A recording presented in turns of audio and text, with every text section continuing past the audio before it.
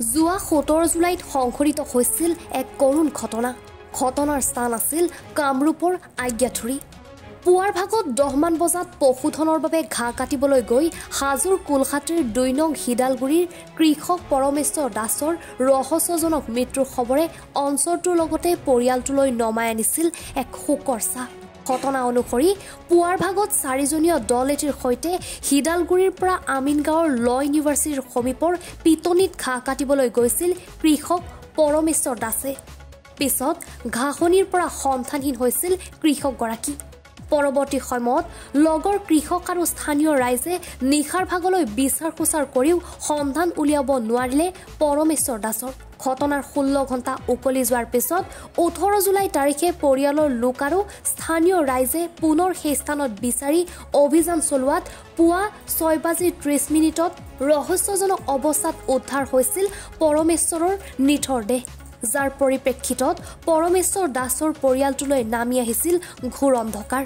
পৰিয়ালটোৰ মূল উপাৰ্জনকাৰীৰ আকস্মিক মৃত্যুত যেন সৰগ ভাঙি পৰিছিল পত্নী আৰু 2 সন্তানৰ ওপৰত। কান্দি কান্দি অসহায় হৈ পৰিছে দুৰ্ভগীয়া পত্নী অনিমা দাস। মুখ্যমন্ত্ৰীলৈ নিবেদন কৰিও কোনো সুফল নোপোৱাত সংবাদ মাধ্যমৰ আগত মনৰ শোক প্ৰকাশ কৰিছে দুৰ্ভগীয়া মহিলাগৰাকীয়ে। ঘটনা সংঘটিত হোৱাৰ 16 দিনে উকলি যোৱাৰ পিছতো কোনো দল সংগঠন তথা স্থানীয় বিধায়িকাই এবাৰো খবৰ নোলোৱাৰ অভিযোগ দুৰ্ভগীয়া মহিলাগৰাকীৰ। মোক কৈছে মই ঘাঁহ কাটিব যাওঁ। ৰাতিপুৱা 6টা বজাতে গৈছে। যাই পিনে ৰাতি গধূলি 4:30 বজাত লগতো এটাই ফোন কৰি কৈছে তহঁতৰ মানুহজন নাই, আমি বিচাৰিলো নাপালো সেনেকা কৈছে। তাৰে পিছত মানুহ কেইজন মানে বিচাৰি গৈছে।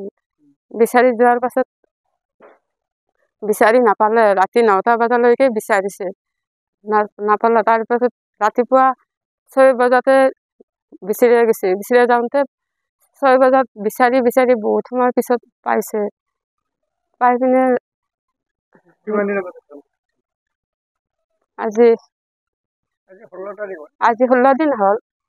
16 দিন হ'লে আৰু এতিয়া বুধবাৰে মানুহজন গৈছে তেতিয়াকে আৰু উপাৰ্জন কৰিছিল আৰু গোটেইখিনি যোগাৰ ধৰিছিল আৰু তেওঁ ঠেলা চলাইছিল। কেইটামান গৰু আছিল, গৰুকেইটাৰ কাৰণে ঘাঁহ কাটিব গৈছিল। সেনেকা আৰু পোহপাল দি আছিল আমাক। এতিয়া আৰু কিবা কৰে এনেকৈ চলিম আৰু উপায় মই ভাবিয়ে পোৱা নাই। আমাৰ এতিয়া ওচৰতে হেমন্ত ছাৰ আছে, তেওঁ সংস্থাপন কৰিলে আৰু মই অলপ ভাল পাওঁ। মই ডাঙৰ ছোৱালীটো কিবা এটা যদি সংস্থাপন কৰি দিয়ে তেতিয়া মই অলপ ভাল পালো হয়। কিবা কৰে পৰিয়ালটো মই চলাই নিব পাৰিলো হয়। এইখিনি 2 নম্বৰ হিদালগুৰি হয়, গাঁও কুলহাটী। তেওঁ পৰিয়ালটো যদি অলপমান ভাল কৰি দিয়ে মই বৰ সুখী হলো হয়। বাইদেউ খবৰ লোৱাই নাই। হাজোৰ পৰা মৃদুল মজুমদাৰৰ ৰিপৰ্ট, এনি ভাৰত 24।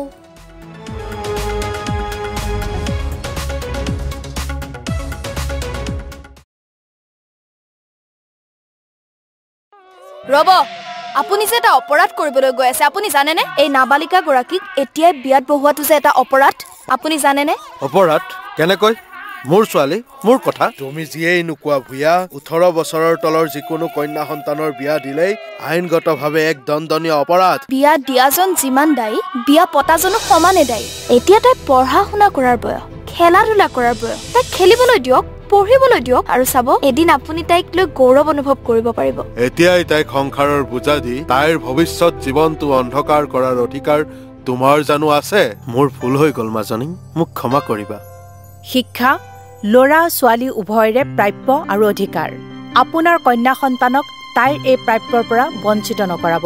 বাল্য বিবাহ ভাৰতীয় আইনৰ দ্বাৰা বিহিত এক দণ্ডনীয় অপৰাধ। এনে অপৰাধ কৰি আপোনাৰ কন্যা সন্তানৰ ভৱিষ্যত অন্ধকাৰৰ মাজলৈ ঠেলি নিদিব।